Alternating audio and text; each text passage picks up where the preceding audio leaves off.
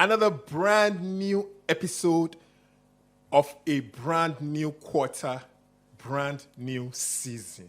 Wow, what a successful and interesting show it has been. Firstly, I want to thank DSTV. I want to thank Pop Central for seeing me through for the first successful 13th episode. It wasn't easy. They said we could not do it. And we put cryptocurrency on national television. 17 West African countries. We did it. Yes. I took a break for a week, but I am back. I'm back again, no. You know, I think I kind of have, I told you guys knew when my ear had issue, Abi. I'm having some complications. I don't know, I'm going to go to the doctor on Monday, but he said, lie. Bitcoin is doing fine and I'm fine. So we're here. I want to thank you guys too for sticking with me. You guys have been with us for so long. I mean, 13 straight episode with some omissions in the middle, but we repeated some episode, and you guys are still there watching us live. I really appreciate you guys. Thank you, thank you, thank you. And you're back. We are back. We are here on DAS, Digital Assets Show. One-stop show for everything cryptocurrency. You want to know about the fast-paced blockchain thingy? Yes, let me leave it like that. This is the only show you have to watch. You already know, right? And I love Bitcoin. You know, there are so many cryptocurrency, but when it comes to the apex one, I'm not talking about shitcoins. This is where you will come. Let me laugh like very dark man. You will learn when you shitcoin too much. Yes. And this episode is going to be special because it's the beginning of a new season, and I'm very happy. Bitcoin is doing fantastically well. I'm doing well too. I want to thank all my crew members. I want to thank my producer and everybody that's featured on the show in the past. This season, we're going to be doing something special. The fact that in a couple of weeks, we'll be having the Bitcoin halving, where Bitcoin subsidy, miners reward, will be cut in half from 6.25 to 3.125, which means Bitcoin will be scarcer, and then the value will shoot up. What are you buying with your hard-earned money? Where are you storing your energy? We're going to talk about that. I am Oluwasegun, Ori Ofe Kosemani. Some people call me Olu, if you are traditionally African. But to all my friends in diaspora and my Yankee friends, they say, Olu, Hasu Alaji. We're right here. And I have a special guest. But before then, you know, as I do, I'm going to have to, first of all, talk to Alexa. Alexa, what's the price of Bitcoin today? Take a listen. The price of Bitcoin today is $65,720, which has increased by 3.7% in the past 24 hours. Thank you very much, Alexa. What have you invested in the last 24 hours that have done about 3.5%? Tell me. Has your Naira done 0.5%? Has your real estate investment in fiat terms gone up? What are you doing? This is a very expensive show. Thousands of dollars per week every time we come on air. We don't even have one sponsor. We give you this education for free. It will hurt me when you don't take action. When we started the show, Bitcoin was around 30-something thousand. Bitcoin has gone to 70-something thousand, and it's about, you heard Alexa today. And then, you're not taking action. And your Naira is debasing. Okay, shout out to President Bola Ahmed Tinubu. Some policies are working, you know what I mean? But still, central banks are built and designed to be inflationary in nature. Only Bitcoin can set you financially free. And on that note, I welcome you again to DAS. And I have a special guest. My special guest has featured on the show before. You were in the diaspora the other time. Yeah. And now you have come to Nigeria. Mm-hmm. For those people that didn't meet you that time, you know, I'd like you to do a quick introduction. But first of all, I want to thank you for making it down to the show. I know how tough it can be. You know, booking a ticket, flying down airports, Yeah. mainland to Lekki here. And you've been complaining, Nigeria is hot, blah, blah, blah. So please join me as I welcome my guy, my friend, Adebayo Tiamiyu. You're welcome, my brother. Thank you. Thanks for having me. on the Yes, show. yes. Feel free. Relax. Don't let that Fiat microphone disturb you. Thanks for having me on the show. How was your trip coming to Nigeria, my man? Oh, it was good. It was like every other trip, but yeah, it was great. For the first time, I've never been to Port Harcourt, but yeah. Oh, you went to Port Harcourt? Yeah. So it was an interesting type of trip, but like, yeah. Oh, what you go do for the hope so you don't follow them, go do... Nah. No. Yeah, nice place. Did you eat bolly and fish? Nope. No. It was a layover that shouldn't have happened. So Oh, yeah. Oh, you guys were supposed to land in Abuja. yeah. Oh, you went to Port Harcourt. Yeah. Oh, yeah, it's good. Oh, they land you in Abuja. They don't carry you come Lagos. So we say light fit go for airport. I'm sorry, I'm not demarcating Nigeria, but you're a Nigerian boy, You're welcome, my brother. Thank you. And you land, and eventually you went to Abuja, Yeah. and all of that. So we're gonna ask you about the reasons why you came to Nigeria. The last time you came on the show, you contributed educationally. Yeah. And for those that don't know you, you're a blockchain intelligence personnel, Yeah. Blockchain investigator. Yes. That's deep, which means that if your cryptocurrency gets stolen or something shady happens on the blockchain, you can help Yes. find out what the truth is. Yes. People think that cryptocurrency, Bitcoin, can get missing. They don't know that it's actually the most transparent. As a matter of fact, you said it on the show the other time that you can actually find your cryptocurrency. You can actually find your Bitcoin. Definitely. And you gave us some tidbits. Yes. But quick one for our viewers out there. I think that's your camera, right? You might just want to do a quick background now that you're in the show. Maybe like 30 seconds just to tell us where you were before you got into the entire blockchain investigation thingy, how you got into it, and how you went to the diaspora, and now that you're here. Yeah, thank you again for having me on the show. My name is Adebayo. I'm a blockchain investigations and intelligence specialist at Page 32. But prior to that period, I've been a security geek, more or less, cybersecurity to be specific. So it was a nice, easy transition for me. And I think I got into Bitcoin around 2016, 2015.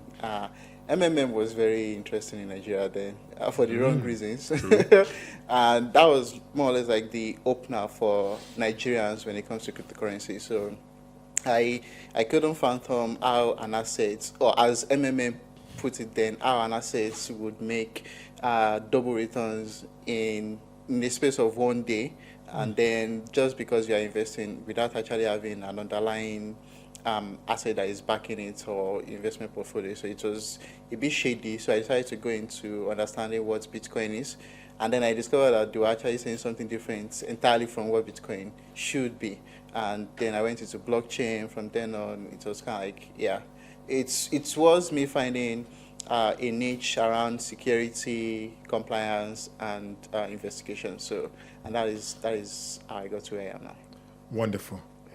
So when I say the diaspora, that's me generalizing. Yeah. So what country in the diaspora? Yeah, I'm based in Estonia, very close to Finland, Russia-ish.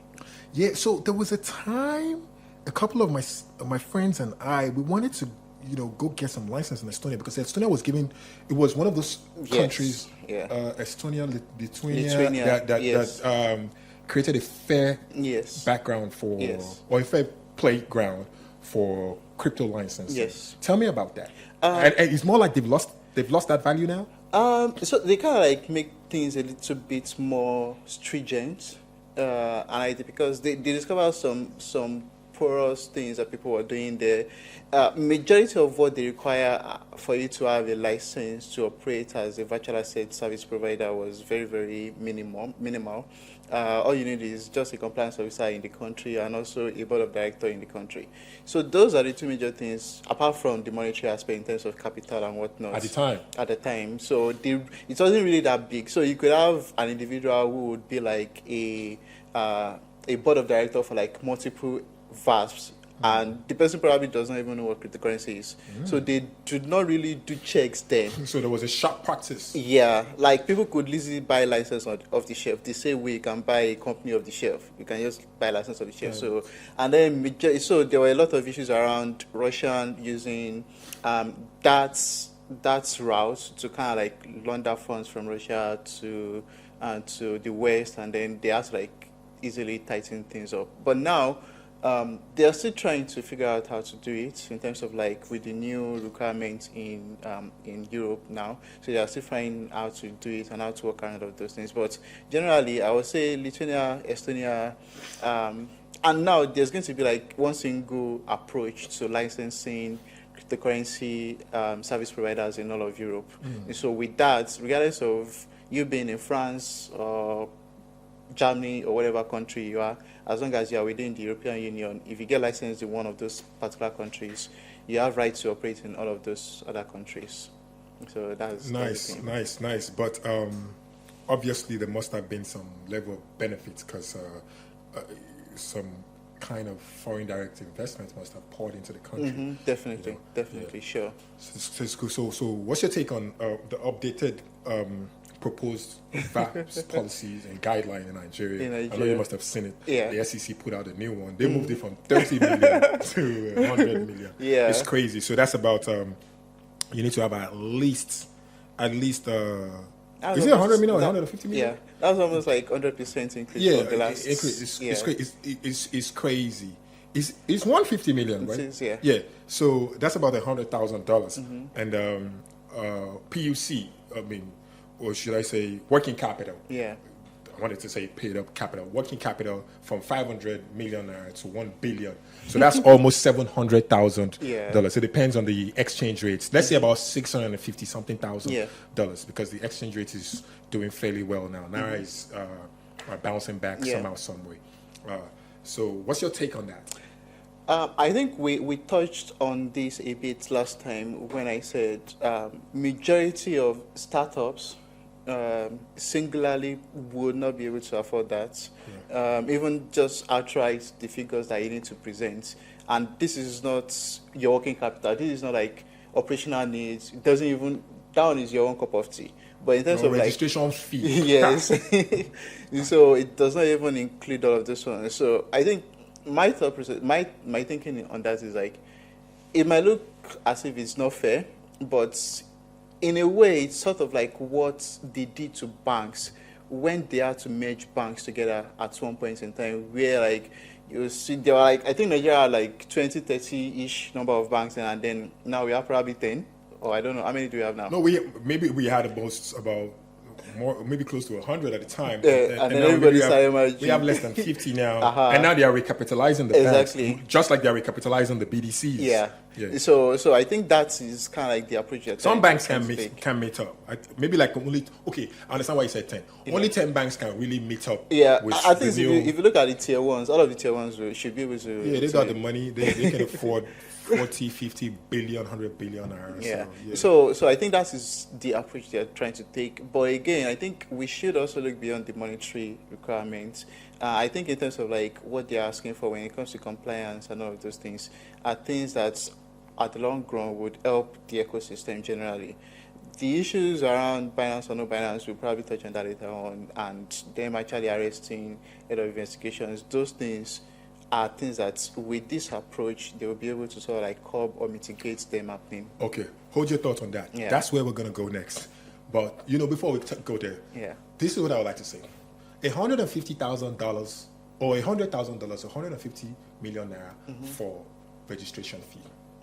In Nigeria today, there is the proliferation of P2P, OTC, crypto businesses. True. Mainly synthetic dollar, USDT. So, for example, people like us want to regularize. We are hustling and we would like to pay that money, right? Even though it looks like a whole lot of money, that's about 2 Bitcoins. So I'm wondering, should I give SEC that money? 2 Bitcoin. Or just chill, because 2 Bitcoin is definitely going to the roof. It will be $1 million. Exactly. In a couple of years. It's an investment business for them. Yeah. So why the hell will I give SEC that money? That's one. I would like you to talk on that, because the OTC and the P2P guys don't need the license.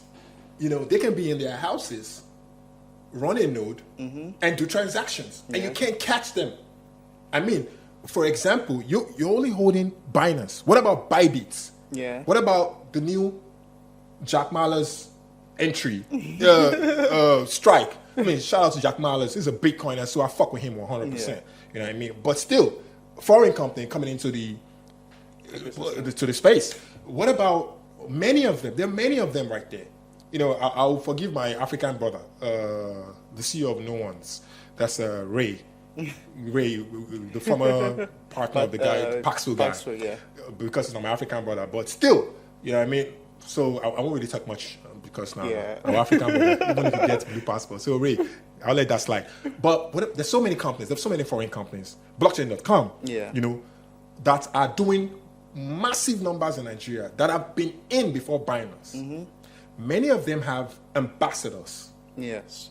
That are proliferating our country with shitcoins, hurting people. Ambassadors in Nigeria that have educated people with wrong crypto foundation education. Yeah. They make money. Only a few people make money, and then the rest cry. Yeah, they list strange tokens on their platforms. So my concern is, look, what are you going to do about the people like myself that can say, you know what? To hell with SEC and their noise. I'll be in the corner of my room and run a Bitcoin node and do my transaction peer-to-peer. You can never catch me. You can never find me. You will try your best. Okay, I can imagine what you want to do. ISP, blah, blah, blah, all that connection. Now, we still help you. People like you can help them. But at the end of the day, there are so many technologies coming up. You can coin join, which will make it so stressful for you to catch $100,000 transaction. You want to invest $2 million. Yeah. So people are in the corner of their rooms doing $5 million weekly. Some people do one transaction. Yeah. And I've been a part of that. $40 million in a month. Synthetic US dollar, USDT. Nobody chases the BDC business is practically going like this.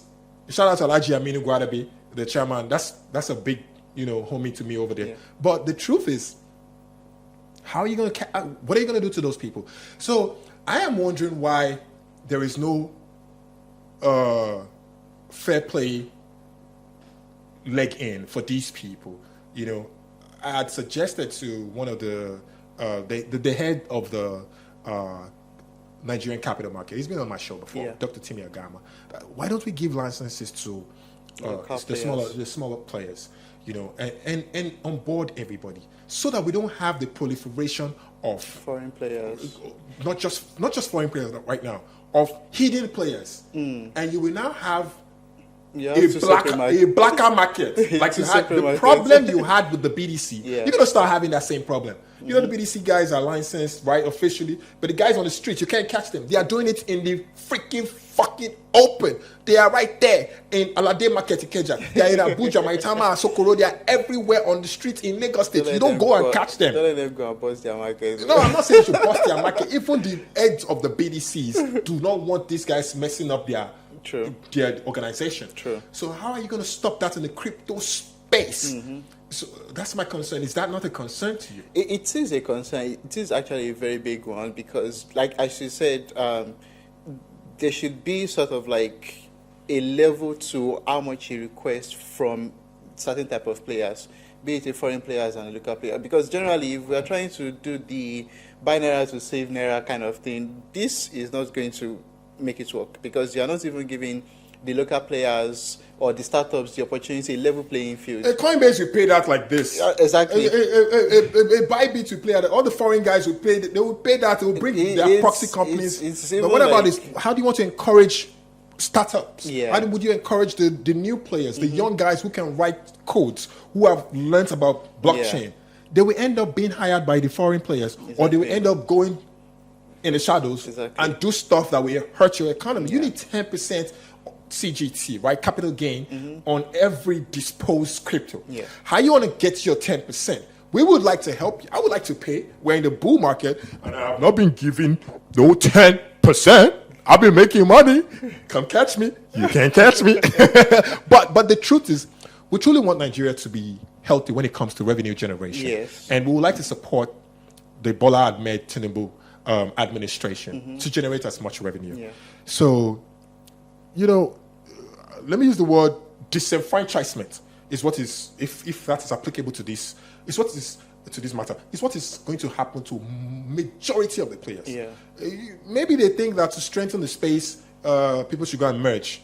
Collaboration hasn't been healthy in Nigeria because of how many of us have grown up to be independent. It's usually difficult, tough to get support. Yeah. So there is no foundation for collaboration. There's You have not trust done issues. a proper town hall, like I always say, emulating the president with the one without no ballot blue, Yeah.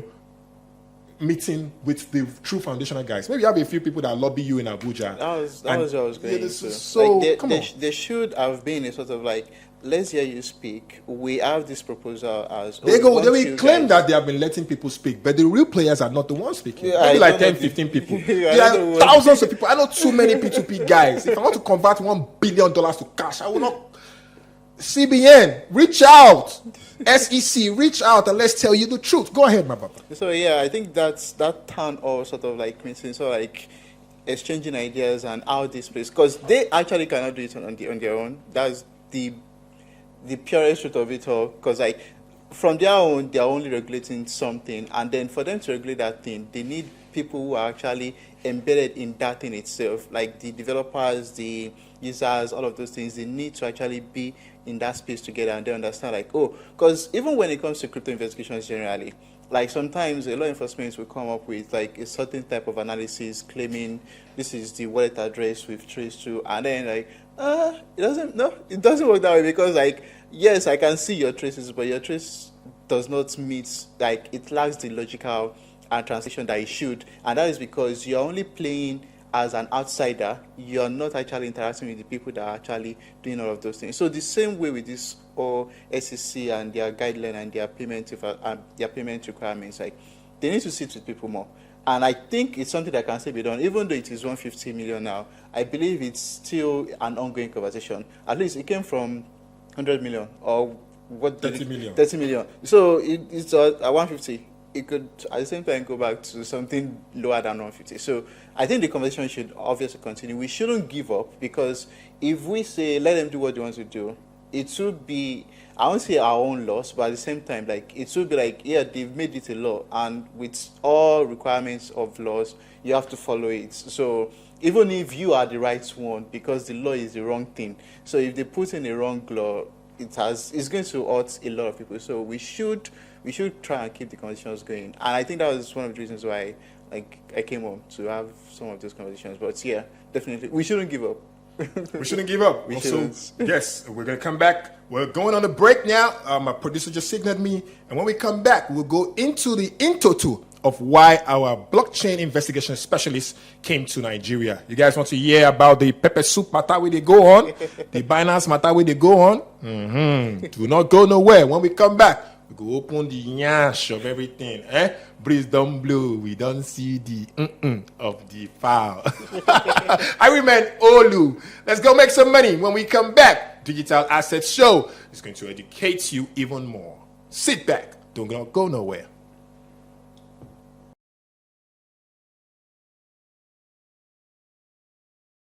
We're back on Digital Assets Show. Thank you for sticking with me on that break. And now, let's immerse you guys into the most popular news in our country. You know, it's no longer news that Binance has exited Nigeria, whether it is formally or informally. With, I'm sure they were doing numbers in Nigeria.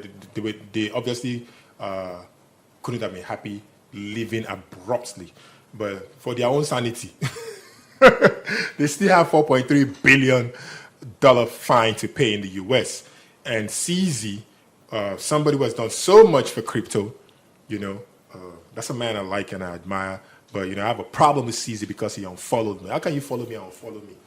What did I do to you? What's all that? You're not even funding me. What do you mean, brother? Because I said Binance has 21 validators, I read it online and I said it. And you guys sell too much shitcoins. I'm a Bitcoiner.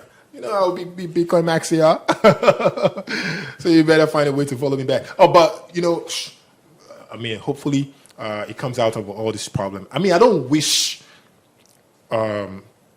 this for any exchange founder or any exchange business. I run an exchange.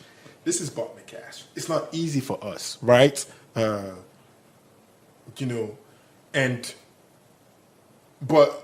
can you run illegally in any country of the world and without breaching the laws of the land? Binance is not a registered business in Nigeria. I still have my guest with me, by the way. Adebayo, Binance is not a registered business in Nigeria. The SEC declared them null and void. Twice. They called the bluff of the SEC. That's how I say it. Yeah. And I say it like, okay, it was never a fair playground for local players. Yeah. And I'm glad that the SEC updated the new VAPS guidelines to include things that have to do with local content, Yes. more like you have to have a Nigerian office, a Nigerian director, and all of that. But it's still not very fair because there's no opportunity for startup to enter. Yeah. So I, in as much as I do not pray and wish that this happened to anybody, I don't think that, as a young company or as a company, a Nigerian company, you can go to China or America and run a monetary business, whether decentralized or centralized or whatever it is, crypto or traditional finance, without being registered in that country. True. Where do you think Binance erred? Was it right for Binance to come in that space? And how do you think it should have been initially? What should have been done before getting to this place? Then we will now pick it from there. Yeah, I think Binance approach generally, so Binance has been asked this question multiple times, like, where is your headquarters? And then their usual response is, we don't have an headquarters, so that governments won't be able to hold them to a certain jurisdiction. So they would claim we don't have an headquarters. But I think when they discovered that it won't work, such notion of there's no headquarters won't work, they started opening up offices in certain jurisdictions, right? But because we're practically also learning the ropes. There's no fully formed crypto laws, rules, and regulations. Definitely. We are all still early in the game. Yes, definitely. And I think even if after the first one that SEC reached out, they were still like, we are still not sure. I think it should have been sort of like a little bit of respect to SEC to like, okay, you know what, let's register. How much will it take Binance to register, Binance Nigeria, whatever name they want to call it, right? It's not going to take them anything. And even at that time, there was no, all of these requirements or these regulatory requirements was not existing. Please put the mic closely. Was not existing there. So it should have been like, okay, let's just register. And if it's to pay tax, we will. Because number one, if they are going to make it a business decision, how many users on Binance are from Nigeria? What's the volume that we get from Nigeria? Those are the things that they should have considered. I don't know their internal operations or however they come to that decision that we won't register in Nigeria. And maybe they just don't want to give a precedence where if they register in Nigeria, cases that they have with other countries like US and the likes can actually write to Nigeria and then ask them to seize. So maybe those are the things that they were looking at. How can that happen? Yeah, it can happen. Like there are always like MLATs, like multilateral agreements amongst countries that like if something happens, they can obviously extradite the basically what they did with Oshwapi. Like they can obviously extradite the lead from the UAE to the US. Exactly. So all of those things are present. So maybe these are the things we are looking at. But I think generally, I would say it wasn't the best move when it comes to legal approach. Like they could have registered in every single country there, and maybe they're looking at it from an operational point of view. Like if you have registrations in all of the countries you operate, or you have customers from, how are you going to be paying taxes in all of those countries? So maybe those are the things they're looking at also. But I think generally, the likes of Apple and Co, they have a major office, which is like that's the headquarters, and probably like smaller spaces in each countries, probably registering there, having people working out of those particular jurisdictions. But those are things that they could have followed if they want to go about we are international, all of those things. I think this case will not end with Binance, this type of case. Definitely. I think there are too many companies that are messed up like Binance. That came earlier than Binance. How old is Binance? Less than 7 years old. even though it's one of the richest, the wealthiest Yeah. cryptocurrency company in the world, bigger than all the banks in Nigeria, bigger than all the businesses in Nigeria, you know, that's for you to know that there's so much money there. Yes. You understand? So I don't know what the Nigerian government will be doing. Maybe they'll have to be going after a lot of them because you cannot flog Binance and then leave the rest out of it. That's not good. You can't. That's going to be too one way. And that's the thing with law. Once there's a precedence, which is like, this is how they did it in case A, they Then will it repeat it becomes- for everybody else. So Binance is more or less, I won't say scapegoat, but they are just Case like study. study. In So a better Binance way. is like the first on the line. And once they're, and Binance is more or less, if you're to look at it again, Binance is more or less like the biggest amongst all of them. So Yeah. if they can get Binance, the rest of them will fall in line. Or that's So are you saying as a blockchain intelligence official, are you saying that there's possibility to backtrack case after maybe however this ends? Yeah. Right. Whether Binance gets some leverage or Nigerian government, you know, get some whatever it is that they want. Is it possible to backtrack some cases and say, look, you guys also did the same thing Binance did. 2024 is just getting to the second quarter. Yeah. Is it possible that we can still see, you know, new cases coming up for other people, 24, 25, 26? we will. Oh, we will. Oh, you know some things that we don't know. No, we will, because it's just law. Like if let's say there's a requirement today that speaks specifically to what you are doing, but prior to that there is none. There's a way they can tie the current requirement to already existing law in such a way that they can say, oh, you said you are not under this particular law now, but based on what we've defined now is tagged. So let me make it simpler. Binance could say, oh, we're not registered in Nigeria, all of those things. They can tag it back to like a tax law and then say, oh, you are making money off Nigerians. It is expected based on our tax law in Nigeria that you should be paying like maybe to FIRS or whatever. Capital gain tax. Exactly. So there's The fact that you were not even registered alone. a loan, and there are so many. You run ads in Nigeria. you Obviously, have- at least I saw one at airport. I think there was one that like was broadcasted a long time ago. Like there was Binance or through International Airport in Murtala, and then I've seen Binance shirts before all of this wahala. I've seen Binance with some of my guys, the guys from Conversity, in the same room, you know, trying to educate the people, Yeah. whether it's EFCC, whether it's CBN. So I think the fault is the way the way Nigerian government do things, you know, lackadaisical stuff. And some people may have been getting kickback from Binance before now. Okay, so I'd like to ask you, you were in Abuja. yeah. You must have gone to Abuja for something very important. Does it have something to do with this Binance issue? Does it have something to do with blockchain investigation? Does it have something to do with VASP? What does the Nigerian government want from specialists like yourself? Tell me. I mean, give me some information. So I think I can speak a little bit on that, and I think so. I was in Abuja to sort of like see how government agencies can better position themselves when it comes to crypto investigations, especially with nexus to Nigeria. And in this case, nexus to Nigeria does not necessarily mean crypto flowing into Nigeria. It could be crypto or laundered funds flowing into fintech that has nothing to do with crypto. I have seen that a lot of time. Majority of some of our fintech that probably are nested services on other banks, you tend to see them that they are being used as laundering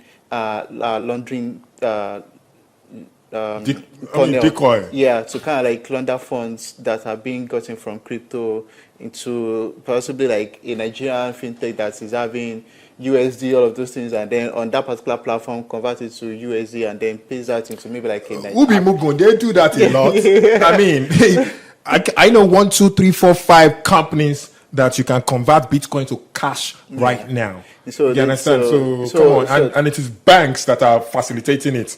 Underneath, we sabi the business. Me the live story. we know the business. We have we be senior brother to central bank for this blockchain space. So when they come meet us, when we advise them. Go ahead, my brother. So those are the things which I came in for. And one thing I can say again also is the fact that like they are very willing. So I like that. They are very willing to learn to.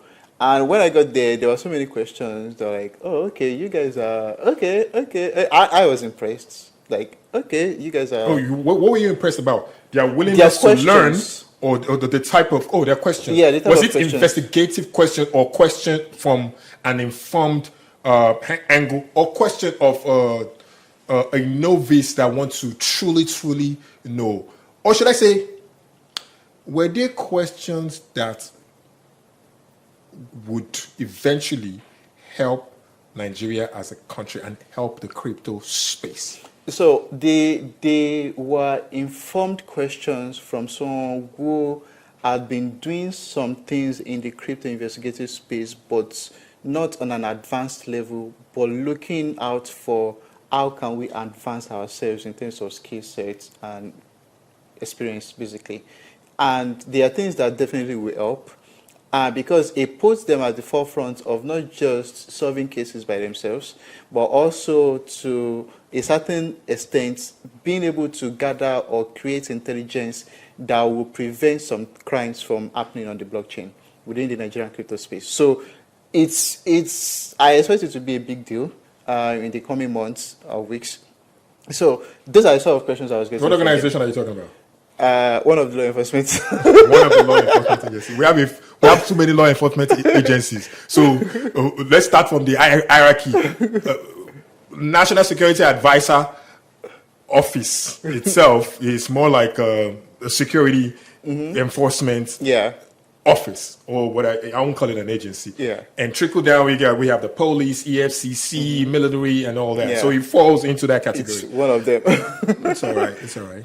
So, but yeah, definitely, I expect that we'll see some kind of like changes in terms of like how things are being done.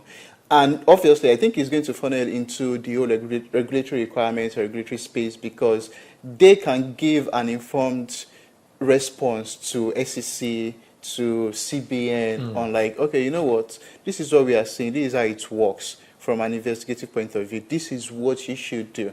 Because let's say, for instance, they discover like a certain case around investigations ends up in a company that can pay the 150 million naira.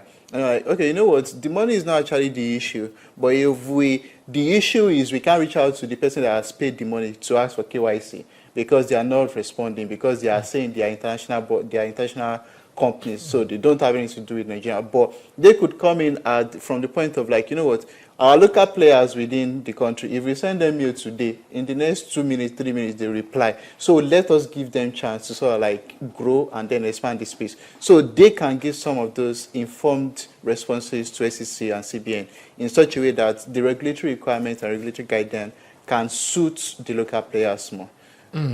I like that. Talking about local players, I'm aware that I don't like the fact that we're still giving Binance a platform for expression, because they're not paying me. But you know, they are the biggest, so it's difficult not to mention their brand name. You know, so build your company. It's more like technology is always ahead of regulation. So they already broke the back of regulation. They are ahead, and regulation is now chasing them. They got so much back to solve their cases. Yeah.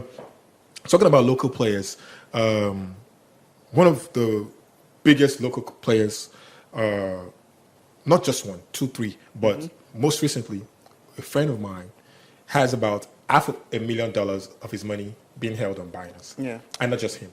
I know the one of $70,000. I know the one of $200,000. While I was coming to the show today, I heard of one close to $500,000 too. And I'm wondering, OMG. Now, so many people are now involved. The Australian police, the UK, the FBI, Nigerian government. How will the merchants, local merchants that were under the umbrella of Binance, doing business successfully, take their money back that are now hanging in Binance, but just because of this case. I kind of think that Binance would be like, oh, your country is holding us to ransom, so we'll hold your money anyway. When it's time to pay your country, if we ever get there, we'll see how we'll negotiate with some of these monies. Do you think something like that's going to play out? Because I'm very, very concerned. You know, I never fell for it to become a merchant on Binance, although I used to buy Bitcoin from Binance US, from here, from Nigeria here. Yes, categorically in 2020, I used to buy Bitcoin from Binance US directly. You know, we have a way of doing it, and I know the issues that I faced, and it was tough. Nobody to run to. That's why I tell people, look, do business with a Nigerian company, because you can go and knock at, you can come and knock at my door and say, I invested $400,000 in your business. What's going on? You can see me in a supermarket or something, but you can't find CZ in a supermarket, maybe on Twitter Space or something. So how will those Nigerian people get their money back? What are the things that will actually protect the people that have been hurt in the past, that their money are stocked on, not just Binance, on so many other crypto exchanges? So I think there are different things that could be a factor to the account freeze. Let me put it that way. And I think generally the way crypto is, things are transparent. And also from the point of view of the victims, I'll use that word. If what they're doing is kind of like okay and not illegal and all of those things, they will definitely get their money back. I've been in cases where there have been like account freezes, and then people will come back and tell like, no, this is not what happened. This is how I got to this point. So you can't hold me liable for that particular So you're thing. basically saying, oh, okay, this is not money laundering, this is not terrorism financing. So if you pass through AML, you pass through if you can show all of those things, definitely you will. It might take time. It might take time because legal structure processes can be very terrible. Yeah, so in that period, so that will probably be like one factor that might not favor people. It can hurt people's business. It can hurt people's lives. Imagine $500,000 being held down. If you don't have strong skin in the game and a tough heart, you might just die. You might paralyze. $500,000 is a lot. It's a lot. It's a lot. It's crazy. Okay, if your crypto get missing, how would you find it? First question. And in that question, let's talk about Bitcoin. I know Bitcoin is a commodity. Yeah. Ethereum and the rest of them most likely will be categorized as securities as they go. Looking at what, Gary Gensler, what's his name, the SEC man in the US, has been propagating. So I kind of think that it justifies what we have been telling people, that buy Bitcoin. I'm not running anybody's business down. When Bitcoin, I say shitcoin, it's not because we don't like our friends that are doing those things. If you are creatively blessed and you want to try your hands in technology, the blockchain is big, but I believe that Bitcoin is sufficient for us. So even though some of us didn't come early enough, and we bought some sats, we bought some Bitcoin. Don't ask me for no money.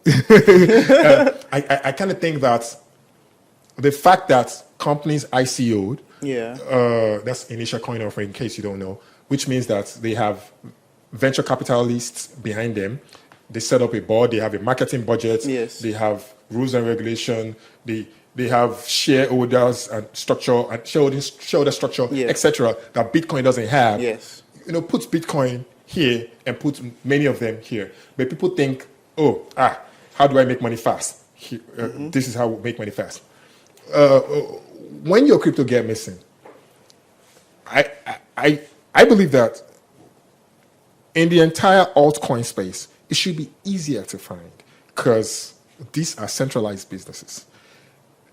And then I would like you to now connect it with BTC that is truly decentralized. Although majority of Bitcoin transactions right now, or Bitcoin holders, find themselves under ETFs and the rest, which are also now largely centralized. So finding cryptocurrency, because people are scared, I'd rather keep my money in the bank, or if you get missing, it's easy to find. But if it's in crypto, it's difficult to find. So finding your missing cryptocurrency, is it something beyond the earth, or is this something that is actually very possible now, and then in the future would it even be more simpler? Tell us about that. I want people at home to find it not difficult. I want people at home to see cryptocurrency as a place that is something you should step in, especially Bitcoin. You shouldn't run away from it. So educate us on that. So first question around finding your Bitcoin, finding your crypto assets. Yes, it is easy, and like I said the last time, it's it's actually much more easier than through traditional finance because everything is transparent. You can see what is going on, and so finding your crypto assets is much more easier than in the crypto space than traditional finance. Yeah. Oh. Yes. So and. Good.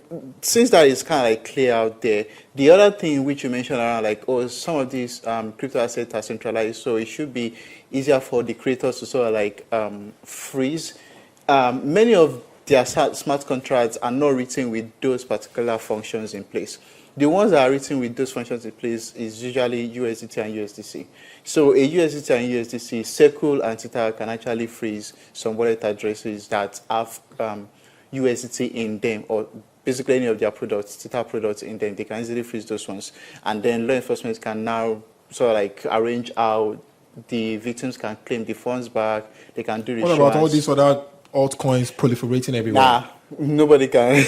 Majority of the smart contracts are not written with those functions, those freeze functions. So they have that true decentralization behind them, and money can get missing because a lot of hacking happens there. So this is what actually messes up the crypto space. But the thing is, like, at the end of the day, majority of these funds will still end up at a centralized body, be it through an ATM, a card usage, or a peer-to-peer, or it will still end up in traditional finance. Even if you are not using it directly in form of cash, you still use it to pay for something somewhere. So that is the point especially when you want to off-ramp. Exactly. So there are multiple off-ramp points.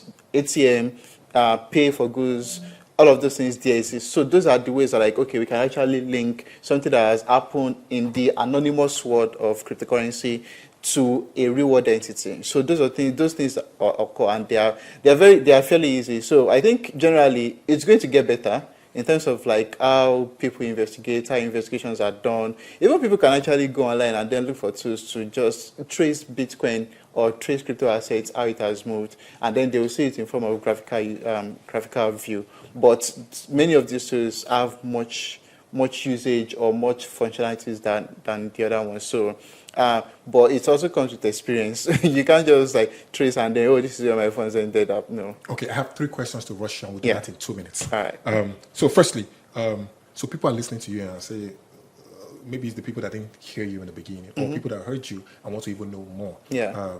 Tell us what qualifies you to be here on this stage. What qualifies you to have that interaction with law enforcement when it comes to blockchain, crypto, investigation, intelligence in the world? Yeah.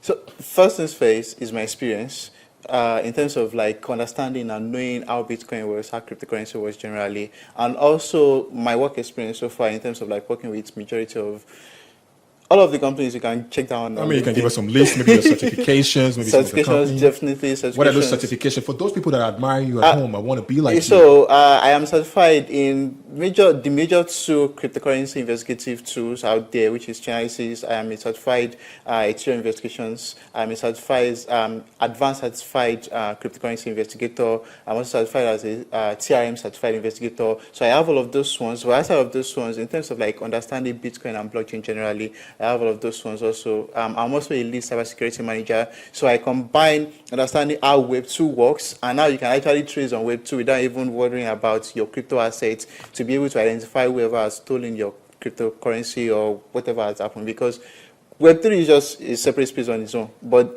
majority of everything happened on Web2 in most cases. So yeah, those are my qualifications. Whoever wants to be like you, and say, okay, I would like to do a crash course, or this is my future. You know, I want to come into this space, whether a person is the police and the custom, immigration, or just an ordinary person that wants to, pivot or come into the cryptocurrency investigation space, because I kind of see it as a big money space, a big industry, adding value to lives, helping people come out of tears and saving lives, and then eventually doing good overall.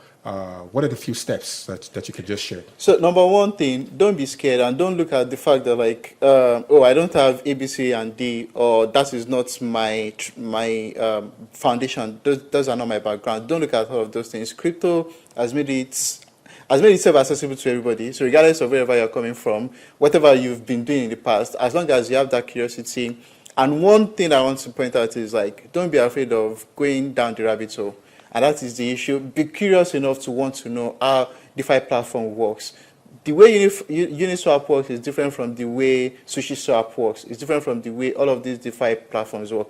The way Bitcoin works is different from the way Ethereum works. So knowing some of those differences are some of the ways, and the easiest way is use the products. Use the products. Like from experience of using the products, you will get to know how this thing works, and then you will start thinking around, oh, this is how a scammer or a fraudster will want to use this platform to their own advantage.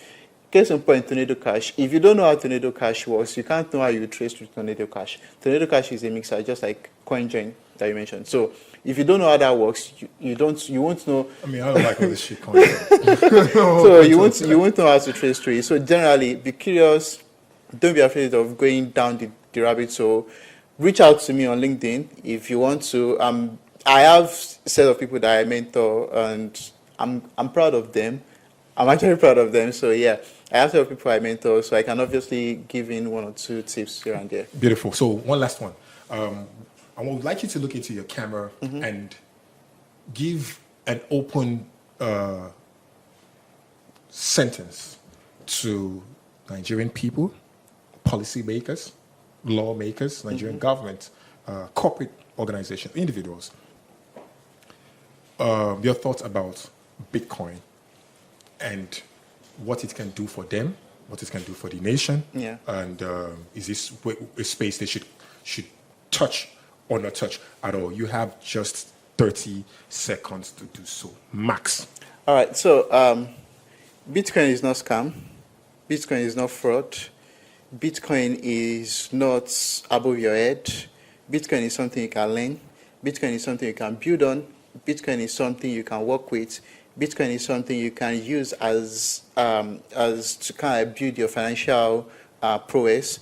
Bitcoin is something that the whole nation itself can actually work with in such a way that we can make many of our financial needs a little bit less stringent when it comes to how we tie our funds, our naira to US dollar rather, our naira to non-existing gold.